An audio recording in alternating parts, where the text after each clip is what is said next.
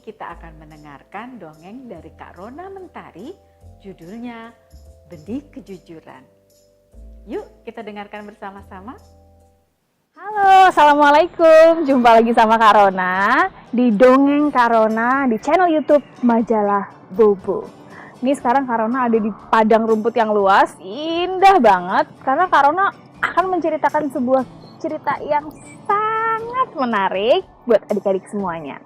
Cerita ini berkisah tentang dua orang anak, namanya adalah Runi dan Rudi. Coba Kak Rona mau dengar suaranya adik-adik. Namanya siapa? Yang pertama adalah Runi. Benar. Dan yang kedua adalah Rudi. Benar. Runi dan Rudi. Runi dan Rudi adalah seorang kakak beradik yang bersekolah di satu sekolah yang sama. Kebetulan mereka punya satu tugas yang sama nih. Kira-kira apa ya tugasnya?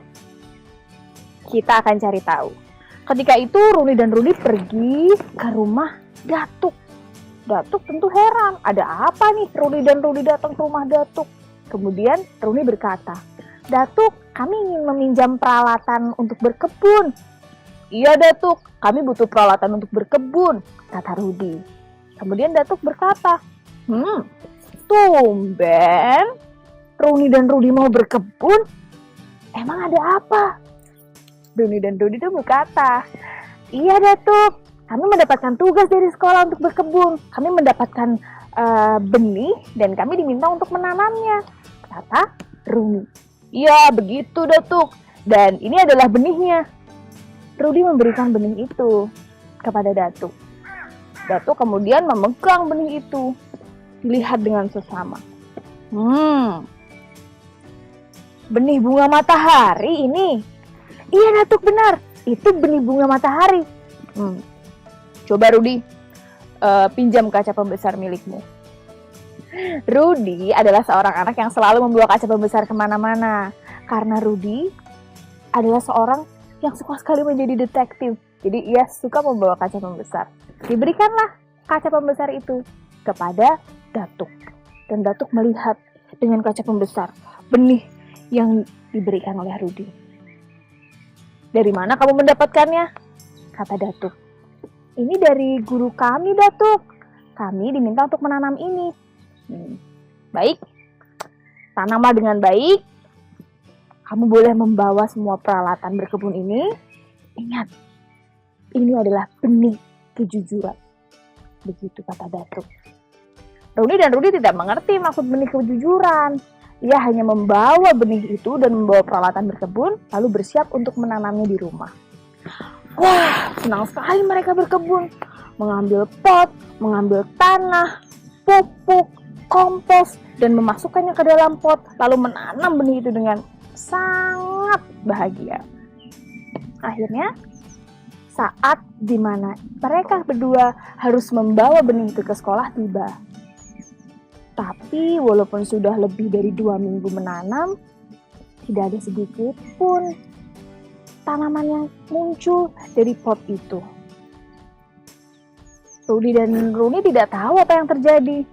Yang ia lakukan adalah selalu tiap hari menanam dan merawat benih itu dengan baik.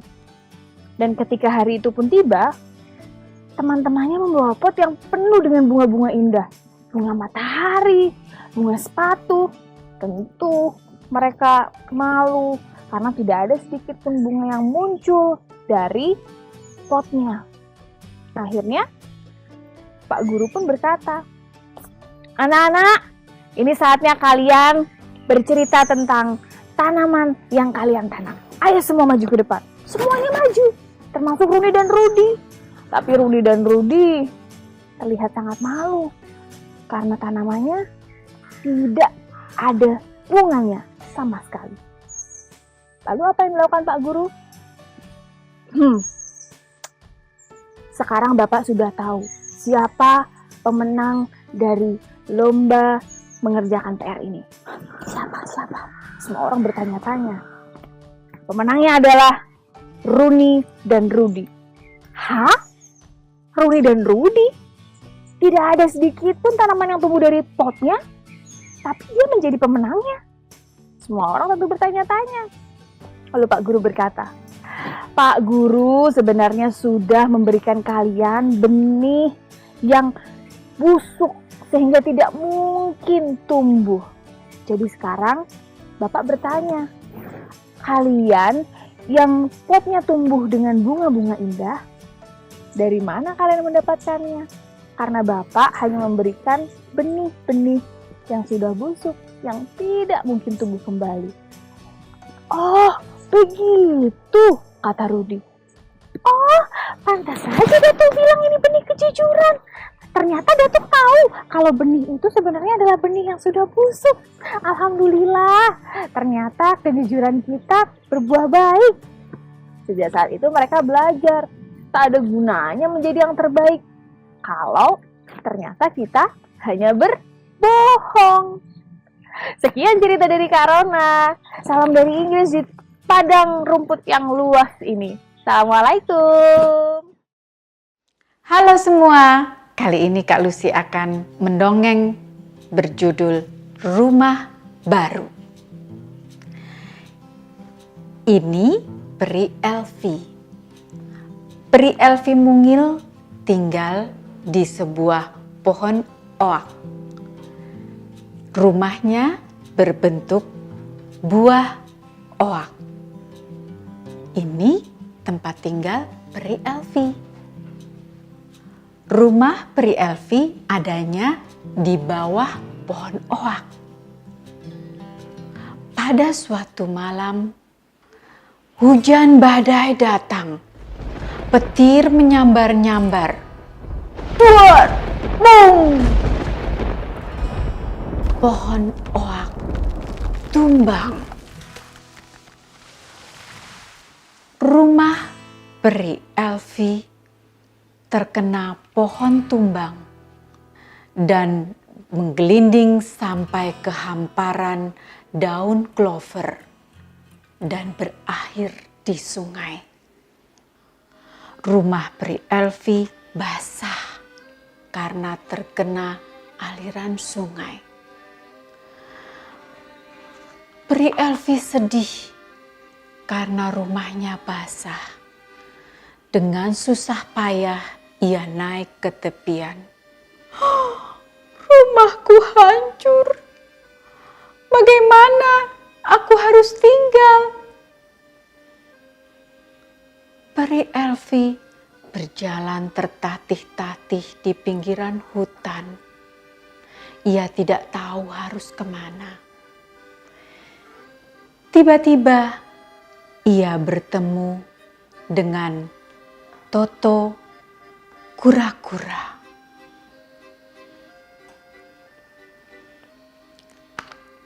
Toto, maukah kamu membantu aku?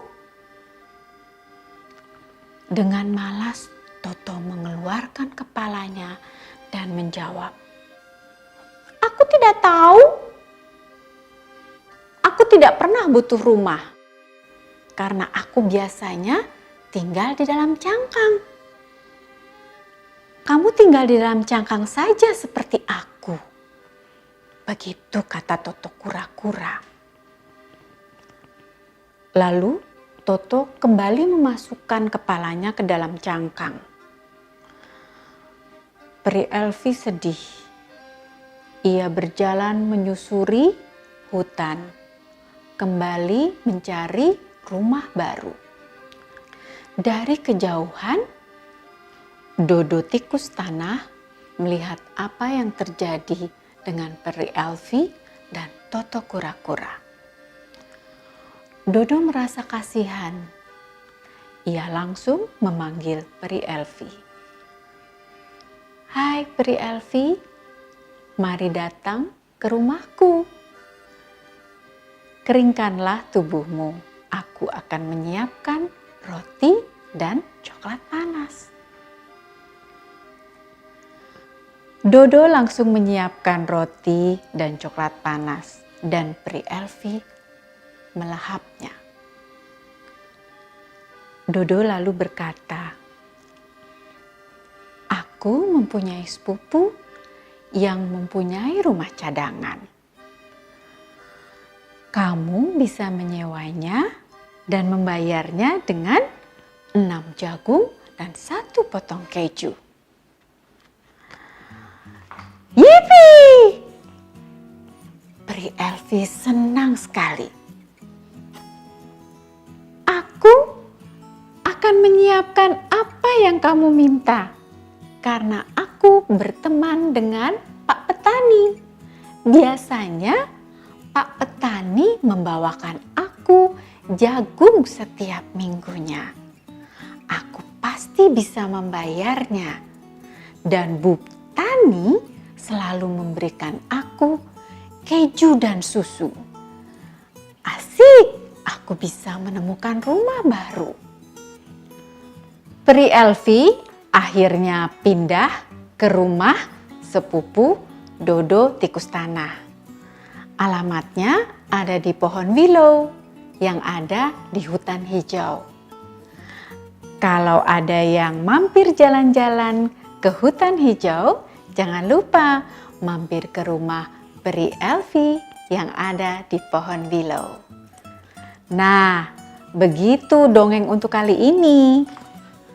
Pesan dari dongeng rumah baru adalah kita harus saling tolong-menolong dengan teman yang sedang kesusahan. Dan kita juga jangan putus asa ketika kita mendapatkan suatu kesulitan. Terus berusaha dan pantang menyerah. Sampai jumpa di dongeng berikutnya. Salam.